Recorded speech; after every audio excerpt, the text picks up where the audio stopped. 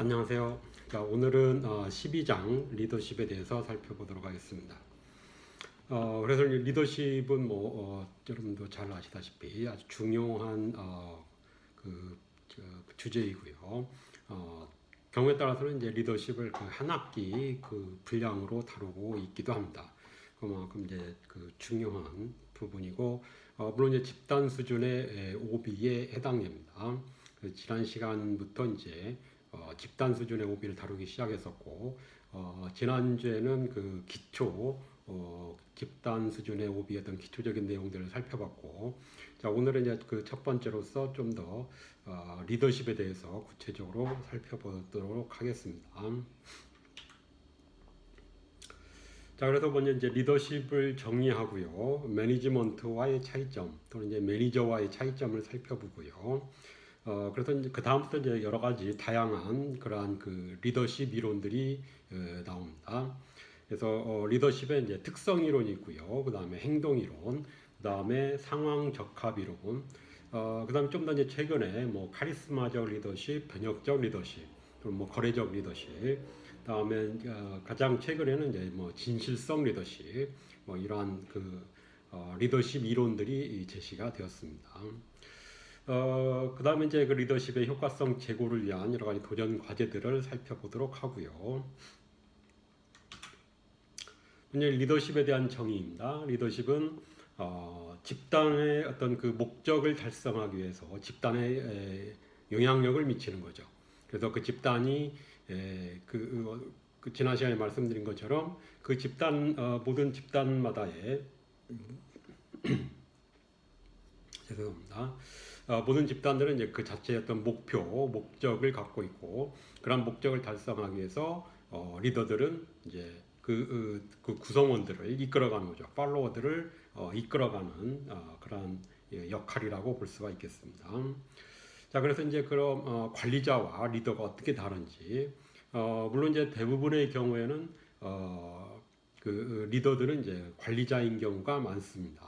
특히나 회사 조직의 경우에. 그래서 이제 관리자는 이제 조직 구조상의 직책이죠. 그래서 조직에서 이제 공식적으로 권리가 부여되어 있는 사람들이고, 그렇지만 리더는 정의 자체는 좀 다릅니다. 그 집단의 실질적인 영향력을 행사해서 그 집단을 이끌어가는 그런 사람입니다. 실질적인 영향력을 행사하는 사람이고, 그래서 대부분의 경우에는 이제 관리자가 리더가 되는 경우가 있고, 이제 조직 행동에서 조직 이런 다루고 있는 조직에서는 관리자가 대부분 이제 리더가 되는 거죠. 그렇지만 경우에 따라서는 이제 관리자가 아닌 사람도 리더가 될 수가 있습니다. 그래서 경우에 따라서는 이제 비공식적인 리더들이 오히려 공식적인 리더들보다 더 많은 영향력을 행사할 수도 있겠고요.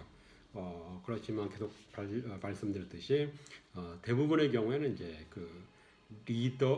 관리자들이 리더가 됩니다. 자, 그래서 이제 관리자와 리더의 어떤 차이점을 좀 더 정리를 해보면, 리더의 역할은 이제 장기적인 관점에서 특히 어떤 난관을 문제에 직면했을 때 그러한 문제를 극복하는 데 필요한 사람들이죠. 그래서 리더들은 좀 더 장기적인 관점에서 난관에 부딪혔을 때 현재 어떤 부딪힌 상황들의 어떤 도전적인 문제들을 해결하기 위해서 리더가 필요하고, 어떤 미래의 비전을 제시하고 조직 구성원들이 이제 이런 비전을 성취하도록 격려하고 독려하는 이러한 역할을 하는 것이 리더이다. 그에 비해서 이제 관리자들은 현재적 관점이라는 거죠. 즉 평상시 조직의 집단의 운영과 관련해서 필요한 그런 역할을 하는 사람들이 관리자라고 할 수가 있겠고, 예를 들면 이제 구체적인 어떤 계획을 수립하는 것, 그날의 어떤 업무를 이끌어가는 것, 효율적인 조직 구조를 제시하고 일상적인 운영 활동을 수행하는. 그래서 리더들은 좀 더 이제 물론 현재도 굉장히 어려운 상황에 있고, 이런 어려운 문제들, 곤란, 곤경에 처했을 때 이러한 문제들을 해결하는데 리더가 필요하고, 평상시에 좀 더 일상적인 업무를 효과적으로 효율적으로 수행하기 위해서는 이제 관리자가 필요하다는 겁니다. 자, 그래서 이제 리더십의 지금부터는 이제 리더십의 다양한 이론들을 살펴보고요. 그래서 먼저 제시되었던 것이 이제 특성 이론입니다. 트레이트 티오리. 1940년대쯤에서 이제 활발하게 연구가 됐는데 특성 이론, 리더십의 특성 이론에서는 개인의 어떤 자질과 성격에 초점을 두고 있습니다. 트레이트, 특성에 초점을 두고 있는 거죠. 그래서 어떠한 특성을 가진 사람들이 리더가 되는지, 리더들은 보통 어떠한 특성을 가진 사람들인지, 이러한 것들은 이제 개인의 특성에 맞춰서 초점을 맞춰서 연구했던 그런 이론들입니다. 그래서 이제 리더와 리더가 아닌 사람들의 어떤 차이점이 무엇인지, 뭐 성격적인 측면에서, 사회성 측면에서, 뭐 육체적인 특성 또는 이제 지적 특성 측면에서 어떤 사람들이 리더가 되고 어떤 사람 그렇지 않은 사람들은 어떠한 이제 그 특성을 가지는지, 뭐 이러한 것들을 이제 연구를 하게 되는데 이러한 이제 그 특성 이론이 처음에는 별다른 이제 돌파구를 마련을 하지 못했고 즉 그 리더와 비리더가 갖는 어떤 특성의 차이들을 쉽게 구분을 하지 못했다는 거죠. 그렇지만 이제 빅 파이브 이론이 이제 빅 파이브 모형이 성격 그 전반기에 우리가 다뤘던 빅 파이브 성격 모형이 제시됨으로써 이 성격과 그 리더의 어떤 그 특성을 연관 지을 수 있게 되었다는 겁니다. 자, 그래서 실제로 리더들을 이제 빅 파이브 특성하고 연결해 봤더니 외향적이고 좀 성실하고 개방적인 사람들, 이러한 사람들이 리더가 되는 경향이 있고, 반대로 리더들은 대체로 이제 이러한 성격을 갖게 되었다는 거죠. 그래서 이제 그 외향성은 이제 어울리기 좋아하고 자기 주장을 확실히 하고, 뭐 리더들이 대체로 갖는 이러한 특성들이죠. 성실성은 이제 규칙적이면서 자기가 약속한 바에 대해서 책임을 다지고, 리더가 책임감이 있어야 되겠죠. 그래야만 이제 신뢰가 가고 믿을 수 있고 따라가겠죠. 개방성은 좀 더 창의적이고 이제 유연함도 보이고, 리딩을 하는 데 있어서는 이러한 것들도 필요하죠. 자, 그래서 대체로 보면은 이러한 이제 그 리더들이 이러한 특성들, 성격들을 갖게 되었다는 것이고, 그럼 나머지 지금 빅5에서 두 가지는 제시가 되어 있지 않죠. 뭐죠? 친화성하고 또 하나는 감정적 안정성. 그렇죠? 이 두 가지는 이제 그 리더의 특성과 별로 차이가 리더의 특성을 이제 그 규정짓는 그런 특징들이 뭐 성격이 아니었다라는 겁니다. 그래서 대체로 이제 그 빅5를 통해서 리더들이 갖는 특성들을 살펴보니까 가장 많이 나타나는 특징, 리더들이 가장 많이 나타나는 특징이 외향성이고요. 그다음에 두 번째가 성실성, 그다음에 개방성. 나머지 두 개는 별로 관련이 없었다라고 하는 것입니다. 자, 그렇지만 모든 리더들이 다 물론 외향성을 갖는다는 것은 아닙니다. 내향적이라고 해서 리더가 될 수 없다는 얘기는 아닙니다. 또한 이제 우리가 특성 활성화 이론에서 살펴본 것처럼 어떠한 상황이 되면 그런 상황에서 필요로 하는 성격이 활성화될 수도 있습니다. 그래서 겉으로는 이제 그 리더들이 외향적인 사람들이 많지만 리더가 됨으로써 반대로 리더가 됨으로써 외향성이 활성화되고 원래는 이제 내향적인 사람이 좀 더 외향적인 그 겉모습으로 드러날 수 있다는 겁니다. 충분히 그러한 가능성도 생각해 볼 수 있는 거죠.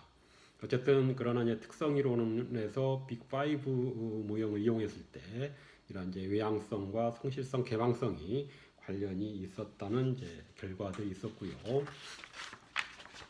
자, 그다음 특성 이론에서 또 하나 이제 중요하게 살펴볼 수 있는 것이 이제 감정적 지능입니다. EI였죠. 뭐 EQ, EI. 그래서 효과적인 리더십을 발휘하기 위해서는 이런 이제 감정적 지능이 중요하다.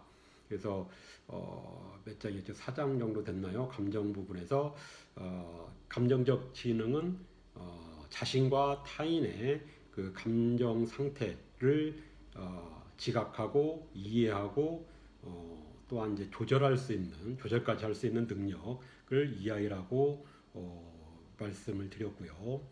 자, 그래서 이제 그 EI를 특히 강조하고 있는 그런 지지자들의 경우에 뭐 아무리 좋은 것들이 있다 하더라도 이성적으로나 뭐 경험적으로 또는 훈련 측면에서 아무리 좋은 것들을 갖췄다 하더라도 결국에 리딩이라고 하는 것은 이제 사람들의 어떤 감정을 움직여야 되는 거 아니냐.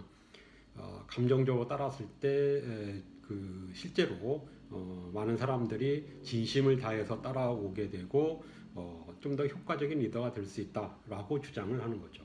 그래서 아무리 좋은 훈련 또는 이제 분석 능력이 뛰어나고 뭐 비전이 뭐 또는 아이디어가 아무리 멋지다 하더라도 감정적 지능 없이는 결국에는 그냥 그 부하 직원들이 그냥 그 팔로워들이 겉으로만 따르고 어떤 그 본심으로 따르지 않을 수 있다. 이런 감정적 지능이 그래서 중요하다라고 하는 겁니다.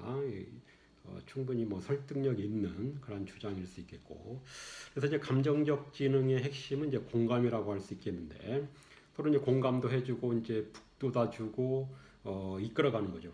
그럼으로써 공감적 리더들은 이제 추종자들의 욕구를 이해하고 그들의 감정에 영향을 미치고, 그래서 자신과 그 팔로워들의 어떤 그 감정을 조절할 수 있음으로써 보다 많은 지지를 얻고 그 집단의 목표를 그 달성하는데 그 사람들을 이끌어갈 수 있다는 겁니다. 자, 그래서 이제 특성 이론과 관련해서 정리를 해보자면은 빅 5 모형이 나옴으로 인해서 개인 특성으로서 이제 리더십을 예측할 수 있었다. 그래서 리더들은 어떠한 특징, 특히나 이제 빅 5 중에서 어떠한 성격을 갖는 사람들이 많더라라고 하는 것을 알게 되었다는 거죠. 자, 그 다음에 또 한 가지 이제 중요한 그 결론은 특성 이론은 이제 효과적인 리더와 비효과적인 리더를 이제 구분하는 것보다는 단순히 리더의 출현과 리더십 등장을 예측하는데 적합하다는 거죠.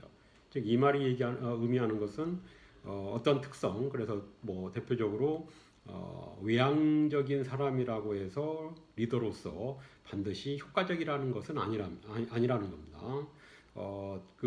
대체로 리더들이 외향성을 갖는 것이지 외향적인 리더들이 반드시 성공적이다, 효과적이다라고 얘기할 수는 없다는 얘기입니다. 그래서 그런 이제 그 의미를 잘 파악을 하고 있어야 될 것 같고요. 자, 그 다음에 두 번째 제시된 그런 리더십 이론의 어떤 부류가 행동 이론입니다. 행동 이론. 그래서 특성 이론은 리더들이 어떠한 이제 특성을 갖는지를 연구하는 것이 초점이었다고 한다면, 행동 이론에서는 리더들이 어떤 행동을 보여주는지, 리더들의 행동 스타일에 대해서 연구한 그런 부류의 그런 이론입니다. 그래서 효과적인 리더들이 이제 행동하는 방식, 어떠한 방식으로 행동하는 사람들이 좀 더 효과적인지 행동 스타일에 초점을 맞췄고요. 자, 그래서 이제 시사점과 관련해서는 이제 특성 이론은 리더로서 어떤 사람을 뽑아야 되는지, 왜냐하면은 특성, 우리가 성격에서도 말씀드렸듯이 특성이나 성격 쉽게 바뀌지 않죠. 그래서 어떤 사람을 리더로서 뽑아놓고 그 사람의 어떤 성격을 바꾸기는 굉장히 어렵습니다. 그래서 이미 이제 그런 성격을 갖고 있는 또는 효과적일 수 있는 사람을 뽑는 것이 중요하다는 거죠. 그에 비해서 행동은 어떻습니까? 충분히 훈련이 가능하죠. 그러면은 어떠한 이제 특성을 또는 리더들을 뽑아놓고 그 사람들 훈련도 시킬 수 있다는 거죠. 그래서 리더를 이제 어떻게 훈련시킬 수 있는지에 대한 시사점을 제공한다고 볼 수가 있겠죠. 그래서 특성 이론은 선택, 어떤 리더를 선택할 것인지, 행동 이론은 어떻게 훈련시킬 것인지에 대한 시사점을 제공한다는 거죠. 그래서 이제 행동 이론이 나오게 된 것은 이제 우연하게도 미국의 두 대학에서 연구를 했는데 그 결론이 유사했다는 겁니다. 그래서 오하이오 주립대하고 미시건대하고 연구를 진행을 했는데 그게 이제 그 효과적인 리더십, 행동 스타일과 관련해서 효과적인 리더들이 어떤 행동 스타일을 보여주는지와 관련해서 비슷한 결론을 내게 되었다는 것이고 오하이오 주립대 같은 경우에 이제 리더들이 보여주는 두 가지 행동을 구조 개시 또는 인간적 배려, 이니시에이팅 스트럭처하고 컨시더레이션 이러한 이제 행동 스타일을 리더들이 일반적으로 보여주는 행동들을 이렇게 두 가지로 구분을 할 수 있다는 겁니다. 그래서 이제 이니시에이팅 스트럭처를 좀 번역하기가 뭐 쉽지는 않은데 좀 더 이제 구조를 시도하려고 하는 그래서 구조 개시라고 그 번역을 해봤는데 뭐 굉장히 다양하게 좀 사람들마다 좀 다르게 번역을 할 수 있을 것 같습니다. 어쨌든 그 구조 개시의 경우에는 이제 목적 달성을 위해서 리더가 자신과 부하 직원들의 역할을 정의하고 조직화하는 정도. 그래서 그 스트럭처를 얼마나 이제 명확히 하려고 하는지, 즉 그 과업을 일 중심적으로 과업 중심적으로 접근하는 이러한 리더들을 의미합니다. 그에 비해서 이제 인간적인 배려, 컨시더레이션은 상호 이제 그 부하 직원과 자신을 상호 신뢰 바탕을 두면서 부하들의 이제 그 아이디어도 존중하고 그들의 감정도 고려하고 그래서 좀 더 이제 인간 배려적인 인간 중심적인 또는 이제 관계 중심적인 이러한 행동 스타일을 얘기합니다. 그래서 이제 나중에 일반화된 것은 이제 이니시에이팅 스트럭처 같은 경우에는 이제 과업 중심적 또는 이제 업무 중심적 그런 스타일을 얘기하고 인간적 배려는 이제 관계 중심적 또는 인간적 배려, 관계 중심적 이러한 식으로 일반화를 하고 있습니다. 자, 그러면 이제 미시건대에서도 그 비슷한 시기에 리더들의 이제 행동 스타일을 연구를 했는데 두 가지 측면으로 이제 구분을 하게 되었다는 겁니다. 그래서 직원 중심의 리더와 이제 생산 중심의 리더. 그렇죠. 앞부분에서 그 오하이오 주립대하고 비슷한 내용이죠. 직원 중심의 리더는 이제 부하 직원들의 욕구에 관심을 보이면서 개별적인 차이도 받아들이고 사람들 사이의 관계도 중시하는 그래서 이것은 이제 관계 중심적인 리더라는 거죠. 그렇죠. 그래서 생산 중심의 리더는 이제 집단 업무 달성에 초점을 맞추고 지금의 어떤 기술적 업무적 측면을 강조하는 일과 관련된 것을 중요시하는 그래서 이제 과업 중심적 업무 중심적 리더라고 볼 수가 있는 거죠. 자, 그래서 그 연구 결과 이러한 리더들의 어떤 행동을 이러한 식으로 구분해서 연구를 해봤더니 인간적으로 배려하는 관계 중심적인 리더들의 경우에 그런 부하 직원들은 직무 만족도가 높고 동기부여가 더 잘 되어 있고 리더를 더욱 존경하는 것으로 리더와 부하 직원들 사이의 관계가 좋았다는 거죠. 그에 비해서 이제 과업지향적 또는 이제 업무 중심적 리더들의 부하 직원들은 생산성이 높거나 이제 성과 평가가 더 잘 받는 이러한 결과로 이어졌다는 겁니다. 그래서 이제 이것은 굳이 연구 결과가 아니라 하더라도 쉽게 예측할 수 있는 추측할 수 있는 결과들이죠. 그렇죠. 관계 중심적이고 배려적인 그러한 인간 중심적인 직원 중심적인 이러한 이제 리더가 있는 그러한 부하 직원들은 좀 더 심리적 만족 또는 동기부여 관계 리더와의 관계 이러한 것도 좋아지겠죠. 그에 비해서 과업지향적이고 업무 중심적인 리더들의 그런 부하 직원들의 경우에는 좀 더 성과, 생산성 이러한 것들이 좀 더 좋아질 수 있는 그런 결과로 나타나고 있습니다. 자, 그래서 이제 이런 행동 이론이 나왔는데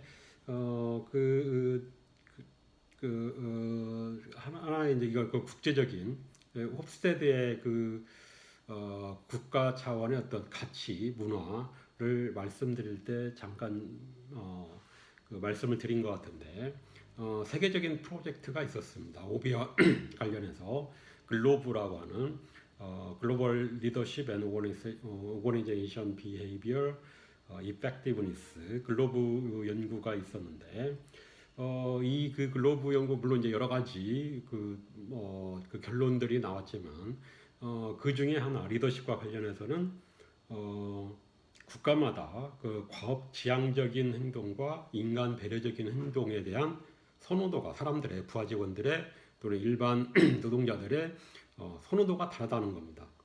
국가마다 이제 그 문화가 다르고 어떤 리더십을 더 선호한지가 다를 수 있겠죠. 그렇죠? 예를 들면 브라질에 이제 파견되어 있는 미국 관리자들의 경우에는 그 브라질 문화에 잘 맞는 그런 리더십 행동, 리더들의 행동이 더 선호되고 더 효과적일 수 있다는 거죠. 그래서 브라질 직원들의 가치에 맞게 팀 중심적이고 참여적이고 인간미 넘치는 뭐 이러한 관계 중심적인 리더들이 더 효과적일 수 있다는 거죠. 그래서 이런 이제 브라질 같은 문화권에서는 관계 중심적인 리더들이 더 성공할 수 있고, 그래서 상황에 따라서 효과적인 리더십 스타일이 달라질 수 있다는 거죠. 자, 그래서 상황 이론이 나오게 되었습니다. 그래서 그 특성 이론과 그 행동 이론에서는 일반적인 어떤 일반성을 끄집어내고자 했죠. 특성 이론에서는 어떤 특성을 가진 사람들이 리더가 되는 경향이 있는지, 또는 이제 행동 이론에서는 어떤 행동 스타일 가진 사람들이 효과적인지. 그렇지만 이러한 것들이 이제 무조건 그렇지는 않다는 거죠. 상황에 따라 다를 수 있다. 제가 그 1장에서 처음 시작할 때 말씀드린 것처럼 그 사회과학에서는 이제 절대적인 것이 사실상 없기 때문에 이런 상황이 중요하다고 했고, 리더십 이론에서도 이제 상황 이론이 나오게 됩니다. 그래서 이제 상황 이론은 리더십의 효과성은 결국에 이제 상황에 의존한다. 어떤 상황에서는 그게 어떤 특정한 그 행동이나 특성이 효과적일 수 있지만 다른 상황에서는 이제 비효과적일 수 있다는 거죠. 그래서 이제 효과적인 특성이나 행동도 상황에 따라 다르다라고 하는 것. 앞서 말씀드린 이제 글로브 뭐 여러 가지 이제 이유들 중에 글로브도 그 중에 이제 이런 상황 이론이 나오게 되는 이제 배경이 되었다는 거죠. 그래서 특히나 이제 그 상황 이론에서는 행동 이론의 상황을 첨가한, 가미한 그러한 이론들이 많습니다. 뭐 특성 이론보다는 어떤 행동 스타일은 어떤 상황에서 더 효과적인지 뭐 이러한 것들이 이제 주류를 이뤘다는 거죠. 그래서 이제 처음에 제시된 그 상황 이론이 이제 피들러입니다. 피들러의 모형이고 1967년에 피들러가 제시한 모형인데, 자 기본적인 것은 이제 리더들의 행동 스타일이죠. 리더십 스타일. 그리고 상황마다 다른데 그 이론마다 어떤 상황을 집어넣을 것이냐는 다 다르다는 거죠. 피들러의 같은 경우에는 리더에게 부여하는 통제 정도, 그러니까 리더가 얼마나 이제 뭐 힘을 가질 수 있는지, 그 상황을 통제할 수 있는지 그런 정도가 피들러 모형에서는 이제 상황이라는 거죠. 그래서 리더십 성공에 있어서 가장 중요한 요인은 이제 물론 리더십 스타일인데, 그래서 이제 그 리더십 스타일을 이제 정리를 하는 거죠. 정리를 하는데 기본적인 전제는 개인들의 그 리더십 스타일은 고정적이다. 왜냐하면 그때그때 바꿀 수 있으면은 그게 그 측정 검증하기가 쉽지가 않죠. 그래서 또한 이제 뭐 아무리 그 리더십 스타일이 바뀔 수 있고 그렇지만 최소한 단기적으로는 이제 고정될 수 있고, 그래서 리더십 스타일을 일단 최소한 단기적으로는 이제 고정적이라고 가정을 하고요. 이제 중요한 것이 이제 LPC 스코어입니다. Least Preferred Coworker 스코어. 그래서 가장 싫어하는 동료들이 내린 점수, 그 리더에 대해서. 그래서 이 LPC 스코어를 가지고 업무 중심적인 리더이냐 아니면은 관계 중심적인 리더이냐, 뭐 이 LPC 스코어를 가지고 측정을 하게 된다는 거예요. 판가름을 한다는 것이고, 이 LPC 스코어 설문조사에서는 16문항이고요. 8점 척도로 측정을 했습니다. 그래서 이 점수가 이제 낮을수록 업무 중심적인, 피들러는 이 점수가 낮을수록 업무 중심적인 리더이고, 이 점수가 높을수록 이제 관계 중심적인 리더로 그 판가름을 한다는 거죠. 자, 그 다음에 이제 상황을 정리하고 있는데, 리더십 사인 정리를 했고요. 상황은 이제 리더에게 호의적인 정도, 상황이, 주변 환경이 리더에게 얼마나 이제 호의적인지, 뭐 우호적인지 그런 정도를 가지고 정리를 했는데, 이제 세 가지 상황 요인들을 제시합니다. 리더와 부하 직원 사이 관계, 그다음에 업무 구조, 직위 권력, 이 세 가지인데, 리더 부하 직원 사이 관계는 팀원들이 리더에 갖는 확신이나 신뢰, 뭐 존경. 그래서 뭐 일반적으로 이제 리더와 부하 직원들이 얼마나 좋은 관계를 유지하고 있는지, 또는 이제 부하 직원들이 리더를 얼마나 따르고 있는지, 이런 이제 확신이나 신뢰나 존경으로 인해서 진심을 얼마나 따르고 있는지 정도. 이게 이제 굉장히 이런 관계가 좋을수록 리더에게는 이제 우호적인 리더가 리더십을 발휘하기 좋은 조건이죠. 그 다음에는 이제 업무 구조인데, 이제 이 업무 구조는 직무가 구조화되어 있는 정도, 얼마나 이제 확실하게 정해져 있는지. 이 반대는 애매한 것이 되겠죠. 그래서 예를 들어서 이제 직무기술서상에 뭐 이 직무를 맡은 사람들은 이러이러한 역할을 해야 된다라고 정리가 되어 있는데, 그것이 이제 애매할 수도 있고 확실할 수도 있죠. 이 업무 구조라고 하는 것은 구조화되어 있다는 얘기는 확실하다는 거죠. 이 일을 맡은 사람은 누구나가 매뉴얼만 보면 쉽게 할 수 있는 그런 정도. 왜냐하면 직위 권력은 이제 리더들이 고용이나 뭐 해고를 하거나 징계, 급여 등에 있어서 얼마나 영향력을 행사할 수 있는지. 그래서 이런 직위 권력이 많으면 많을수록 리더에게 우호적인 상황이 되겠죠. 자, 그래서 이제 이런 세 가지 상황을 정리를 했고요. 자, 그에 따라서 어떠한 리더십이 어떠한 상황에서 효과적인지를 보여주고 있는 그 그림을 보여주고 있습니다. 자, 그래서 맨 위에 이제 그 업무 중심적이냐 아니면 관계 중심적이냐는 앞에서 말씀드린 것처럼 LPC 스코어를 가지고 측정을 했죠. 그래서 그 점수가 낮으면 업무 중심적인 리더, 그 점수가 높을수록 관계 중심적인 리더라고 이제 규정을 했고요. 그 다음에 상황은 이제 밑에 나와 있는 리더 부하 직원 관계, 업무 구조, 이제 직위 권력인데, 각각의 이제 모든 케이스를 나눠보면 8가지 경우가 나오죠. 높고 낮고 강하고 약하고 뭐 좋고 나쁘고, 이런 세 가지를 그 2가지씩 나눠보면은 이제 8가지 케이스가 나오는데, 너무 복잡하니까 이제 또 좀 더 단순화하게 됩니다. 1, 2, 3에 해당되는 경우에는 이제 상황이 리더에게 우호적인 그런 상황, 호의적인 상황이라고 했고요.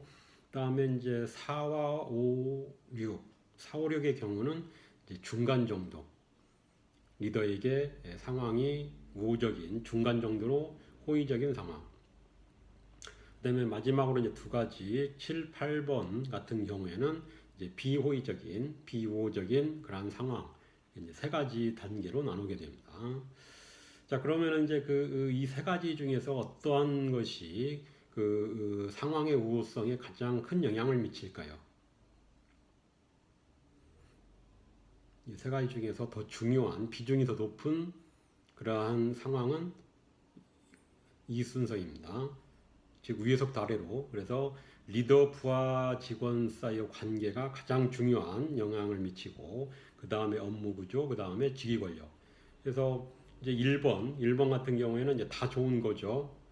그렇기 때문에 이제 가장 호의적인 상황이 되겠고, 2번과 3번을 비교해 보면 어떻습니까? 리더 부하 직원 관계는 동일하고 업무 구조와 직위 권력이 서로 다르죠. 서로 상반되죠. 2번 같은 경우에는 업무 구조가 높고 3번은 낮고, 직위 권력 측면에서는 2번이 약하고 3번이 강하고, 서로 이제 다른 상황에서 업무 구조가 좋을 때 더 호의적이라는 얘기는 뭡니까? 직위 권력보다는 업무 구조가 더 중요하다는 거죠. 우호적인 상황에 더 큰 영향을 미친다는 것이고, 그래서 리더 부하 직원 사이 관계가 호의성에 가장 중요한 역할을 하고, 그 다음에 업무 구조, 그 다음에 직위 권력, 이 순서라는 겁니다. 자, 그래서 이제 그 호의적, 중간, 비호의적 이 세 가지 상황에서 좀 더 효과적인 이제 성과를 Y축으로 했는데, 좀 더 그 성과가 좋은 그러한 경우는 어떻습니까? 호의적인 경우에는 점선인 이제 업무 중심적인 리더의 성과가 높고, 또한 이제 비호의적인 그러한 경우에도 업무 중심적인 리더의 성과가 좋다는 겁니다. 자, 그에 비해서 이제 그 중간 정도 호의적인 상황에서는 실선인 관계 중심적인 리더들의 성과가 더 높을 수 있다라고 하는 것이 피들러 모형의 이제 결론입니다. 자, 이것을 어떻게 이해할 수 있을까요? 자, 상황이 호의적인 경우를 보면 상황이 이제 이미 다 그 리더에게 호의적인 상황이기 때문에 뭐 그 관계를 개선하기 위해서 노력할 필요가 없죠. 이미 자기한테 다 주어진 상황이기 때문에 업무를 그냥 이끌어가기만 하면 된다는 거죠. 업무 중심적으로 이제 이끌어가면은 생산성 또는 뭐 성과를 높일 수 있고, 반대로 비호의적인 상황에서는 뭐 어차피 자신에게 안 좋은, 일방적으로 안 좋은 상황이기 때문에 이런 상황에서 아무리 이제 관계를 개선하기 위해서 노력해봤자 필요가 없다는 거죠. 오히려 뭐 강제로 아니면 뭐 주도적으로 업무 중심적으로 이끌어가는 때 그나마 이제 성과를 높일 수 있다는 것이고요. 자, 그에 비해서 우호성이 이제 중간 정도 호의적인 상황에서는 리더가 어떻게 하느냐에 따라서 성패가 갈라질 수 있다는 거죠. 확 달라질 수 있다는 거죠. 그래서 이제 관계가 좀 리더에게 이제 좀 애매하게 호의적인 그런 상황에서는 이제 관계 중심적으로 얼마나 좋은 관계를 유지하기 위해서 노력하느냐에 따라서 이제 관계 개선이 잘 되어야만 성과가 높아지고, 그렇지 못하면 이제 그 팔로워들에 의해서 이끌어가야 된다는 거죠. 팔로워들이 지지하지 않고 관계가 안 좋아지면 더 업무도 뭐 열심히 하지 않고, 왜냐하면 그 뭐 상황이 아주 좋거나 아주 나쁜 상황이 그런 상태가 아니기 때문에 중간 정도 호의적인 상황에서는 관계 중심적인 리더가 관계를 개선하기 위해서 노력해야만 성과가 높아질 수 있기 때문에 업무 중심적 그런 상황에서 업무 중심적으로 이끌어가게 되면 오히려 뭐 반발만 사고 잘 따르지 않는다는 거죠. 그러한 경우에는 관계 중심적인 리더가 성과가 더 좋을 수 있다는 겁니다.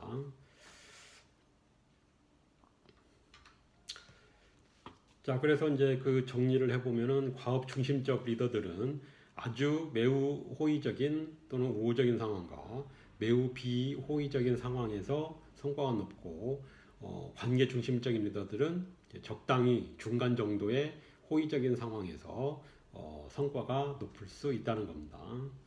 그래서 이제 피들러 모형을 이제 평가를 해보면 실제로 이제 이러한 피들러가 제시했을 때, 이러한 모형을 제시했을 때 이제 많은 실증 연구들이 이루어졌겠죠. 그래서 피들러 모형의 타당성을 지지하는 증거들, 많은 지지하는 그런 논문들이 있었고요. 그렇지만 이제 몇 가지 좀 그 문제점 아니면 한계점들이 있는데, 먼저 LPC 점수, 설문의 논리를 이해하기 어렵다는 겁니다. 그래서 예를 들면 뭐 그 함께 이 리더와 함께 일하기 싫으면은 이 사람이 업무 중심적인 리더이다라고 하는 게 뭐 그 논리가 맞는지에 대해서 뭐 보는 입장에 따라 좀 다를 수 있다는 거죠.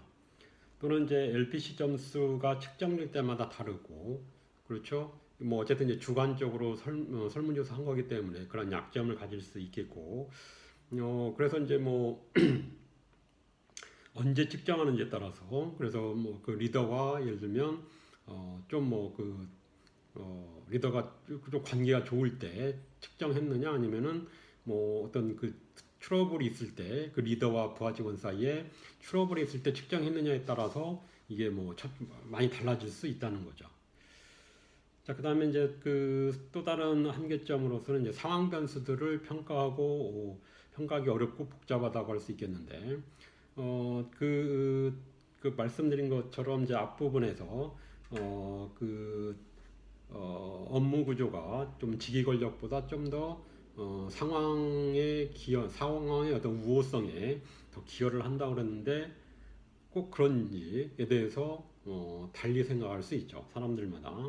예를 들면 이제 지휘 권력이 이제 저 같은 경우도 가장 중요한 요인일 것 같고, 그 사람들의 어떤 부하 직원들 자신들의 뭐 고용이라든가 임금이라든가 이러한 것들을 결정할 수 있는 그런 정도 힘이 주어지면은 굉장히 리더들의 어떤 뭐 말빨이 있을 수 있겠죠. 그래서 좀 더 많은 그런 그 우호성에 영향을 미칠 수 있을 것 같은데, 이 사람은 피들러는 이제 세 번째 중요한 것으로 보고 있습니다. 그래서 그 중요성을 어떻게 보느냐에 따라서도 이제 호의적인 상황이냐 중간적인 상황이냐 이런 것이 달라질 수 있다는 거죠. 뭐 이러한 측면에서 좀 더 논의 또는 연구될 필요가 있겠고요.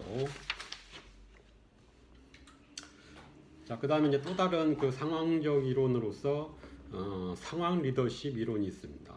허쉬 앤 블랜차드가 제시한 1988년에 제시한 상황 시츄에이셔널 리더십 시오리인데, 그래서 컨틴전시 시오리를 우리가 보고 있는데 이제 그 컨틴전시와 시츄에이셔널이 지금 동일하게 상황이라고 그 번역이 되어서 헷갈릴 수 있는데, 상황 컨텐전시는 좀 더 이제 조건적인 뭐 절대적이 아닌 그런 의미고, 여기서 이제 시츄에이셔널은 이제 우리가 일반적으로 사용하는 상황이죠.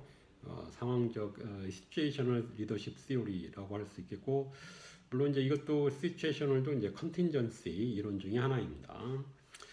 자, 그런데 이제 허쉬 앤 블랜차드의 이론에서 상황은 부하 직원들입니다. 부하 직원들, 좀 더 구체적으로 얘기하면은 부하 직원들의 이제 준비된 정도. 그래서 부하 직원들의 어떤 능력과 의지 측면. 그래서 이제 실제로 그 목표를 달성하기 위해서 또는 성과를 내기 위해서는 이제 중요한 두 축이 능력과 의지라고 할 수가 있겠죠. 그래서 부하 직원들의 그 능력과 의지 측면에서 살펴보고 있는데, 그래서 이제 그 각각의 이제 있고 없고 높고 낮고를 가지고 네 가지 경우를 두고 그 네 가지 상황에서 어떠한 리더십이 좀 더 효과적일 수 있는지를 보고 있습니다. 제시하고 있는데, 먼저 이제 능력과 의지가 없는 경우, 둘 다 없는 경우에는 명확하고 구체적으로 지시하는 그런 지시적 스타일이 더 효과적일 수 있다는 거죠. 자, 그럴 수 있겠죠.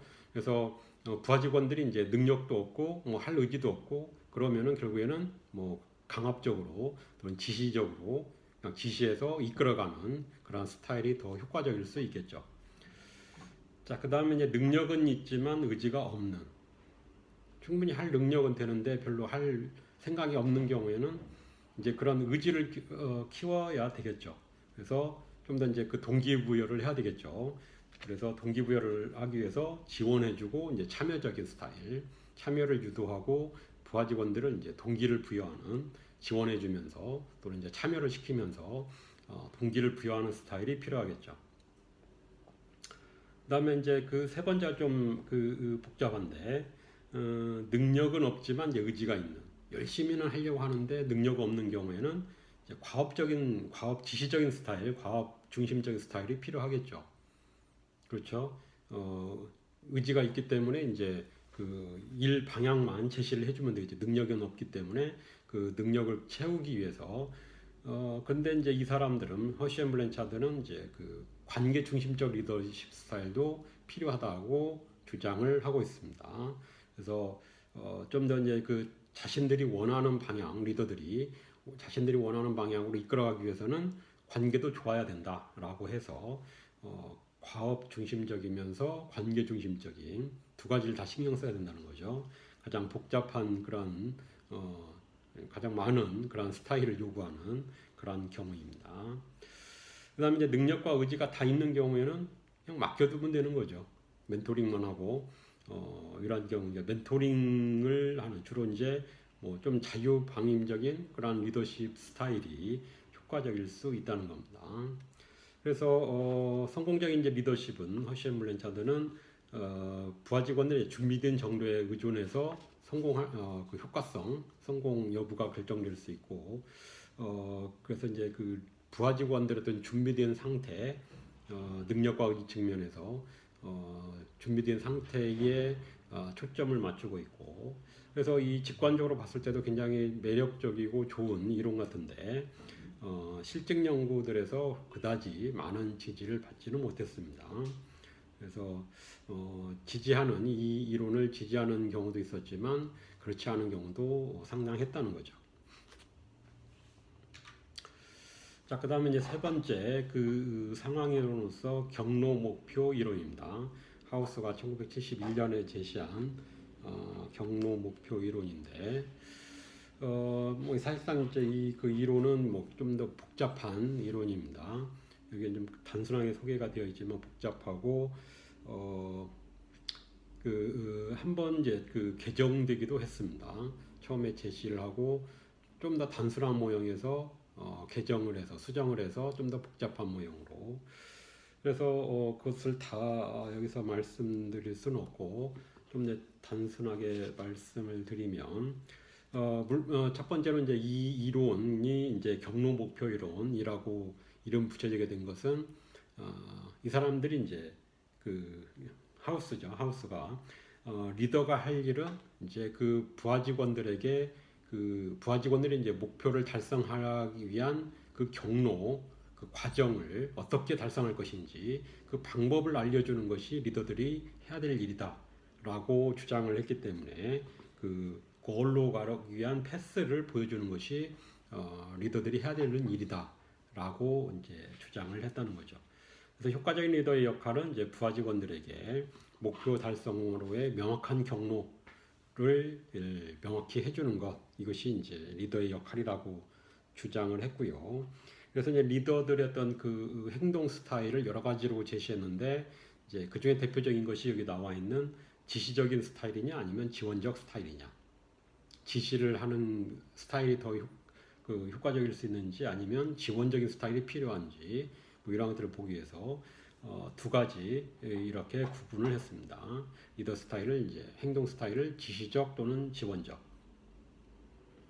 자, 그리고 이제 이 사람들은 그 상황을 굉장히 여러 가지를 제시했는데 인플로이들의 특성으로서는 이제 통제 위치가 어디에 있는지, 내적 통제 위치를 갖고 있는지 아니면 외적 통제 위치를 갖고 있는지, 로커스 오브 컨트롤이 인터널인지 익스터널인지, 또는 이제 성취 욕구의 정도, 인플로이들의 성취 욕구가 얼마나 강한지, 또는 인플로이들의 이제 능력이 얼마나 되는지. 그다음에 이제 그 환경적 요인으로서 지금 상황을 말씀드리고 있습니다. 그 상황 요소들 환경 요인으로서는 이제 업무 구조, 아까 말씀드렸던 이제 얼마나 그 직무의 그런 업무가 구조화되어 있는지 아니면 애매한지 그런 정도, 또는 이제 집단 역학. 그래서 이제 그 조직 내에서 집단 내에서의 그런 역학이 어떻게 되는지, 뭐 정치라든가 그 어떻게 기능이 되고 있는지. 그래서 아주 다양한 형태의 그런 상황들이 주어져 있고 그 중에서 이제 지시적, 지원적 리더십이 어떠한 경우에 이 지금 말씀드린 것만 해도 5가지죠. 이 5가지 상황에서 어떠한 리더십 스타일이 효과적인지를 이제 보는 거죠. 자, 그래서 먼저 이제 지시적 리더십은 업무가 애매하고 스트레스를 일으키는 상황에서 더 높은 직무 만족으로 이어진다는 거죠. 즉, 그 업무의 어떤 구조화 정도입니다. 업무 구조. 그래서 업무가 좀 더 애매할 때, 업무가 애매하면은 지시적 리더십 스타일이 더 효과적이라는 거죠. 또는 스트레스를 일으키는 상황, 그래서 업무가 좀 애매해서 좀 스트레스를 주는 그런 상황에서는 시키면, 그러니까 리더들이 직접적으로 시키는 것이 좀 더 효과적일 수 있다는 것이고, 그렇지만 이제 근로자들이 노동자들이 능력이 있고 경험을 많이 갖고 있을 때 아까 말씀드렸던 이제 인플로이들의 특성이죠. 상황 변수로서. 그래서 노동자들이 이제 능력이 있고 경험이 많을 경우에는 지시하면은 별로 좀 오히려 반발을 할 수 있다는 거죠. 그럴 경우에는 지원만 해주면 되는 거죠. 이미 능력이 있고 상당한 경험을 갖고 있어서 스스로 할 수 있기 때문에 지시하는 것은 오히려 그 반발을 일으킬 수 있고 그럴 경우에는 이제 지원적 스타일이 오히려 더 적당하다는 겁니다. 또한 이제 그 지원적 리더십은 이제 업무가 구조화되어 있을 때 아까 그 직무 그 업무의 어떤 구조 업무 구조 측면에서 구조화되었을 때는 이미 이제 뭐 매뉴얼만 보면 누구나 쉽게 이해할 수 있는 그런 경우에는 또 지시를 하면은 뭐 달가워하지 않겠죠. 그냥 그럴 경우에는 지원만 했을 때 좀 더 좋은 성과로 이어질 수 있다는 겁니다. 자, 그 다음에 이제 리더 부하들 사이의 교환 이론인데 이것은 이제 상황 이론은 아닙니다. 여기가 앞부분까지 해서 상황 이론은 마쳤고요. 이건 이제 별도의 이론입니다. LMX 이론은 리더 멤버 익스체인지 시어리. 리더들과 이제 부하 직원들 사이에 서로 이제 교환을 한다는 겁니다. 익스체인지를 하는데 실제로 리더들이 이제 부하 직원들을 인그룹과 아웃그룹으로 구분하고 내 집단과 이 집단으로 범주화를 하고 내 집단에게는 좀 더 많은 것을 지원해주고 외 집단에게는 이제 형식적인 수준에 그치는 그래서 이제 내 집단 멤버들은 대체로 리더들과 유사성을 많이 갖는다는 거죠. 인구 통계학적으로 또는 뭐 태도나 가치의 측면에 있어서 또는 뭐 속성 측면에 있어서 또는 이제 역량이 뛰어난 부하 직원들은 내 집단에 들어가겠죠. 그 집단의 목표를 달성하는데 중요한 역량, 뭐 지식, 기술, 능력, 인적 자본을 가진 사람들의 경우에는 내 집단에 들어갈 가능성이 많겠죠. 리더들이 뭐 예뻐해야 되겠죠. 그래서 이제 실제로도 연구 결과들을 보더라도 이 이론이 지지가 되고 있고 리더들은 이제 부하 직원들 실제로 차별해서 내 집단과 외 집단으로 구분하고 차별한다는 거죠. 그래서 내 집단에 있는 그 부하 직원들이 이제 성과 평가도 잘 받고 조직 시민 행동, OCB도 자주 참여하고 상사에 대한 만족도도 높고 반대로 외 집단에 속해 있는 사람들의 경우에는 성과 평가도 잘 못 받고 뭐 조직 시민 행동 굳이 뭐 동료들을 또는 상사를 위해서 좋은 일을 하지 않으려고 하고 상사에 대한 만족도도 낮고 뭐 이러한 것들을 봤을 때 LMX 이론이 현실적으로 적용될 수 있다라고 볼 수 있는 거죠. 자, 그 앞부분 여기까지 마치겠습니다.